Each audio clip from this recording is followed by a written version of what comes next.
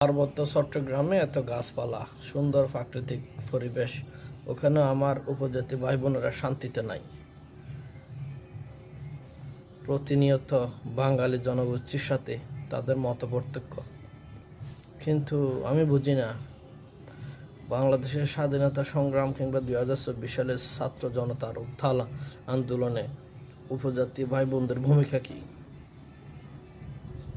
কয়জন মানুষ উপজাতি সম্প্রদায় থেকে উত্তাল জুলাইয়ের 36 দিনে শাহাদাত বরণ করেছেন, অঙ্গহানি হয়েছে, চোখ হারিয়েছেন, পা হারিয়েছেন, তাদের সংখ্যা বা কত?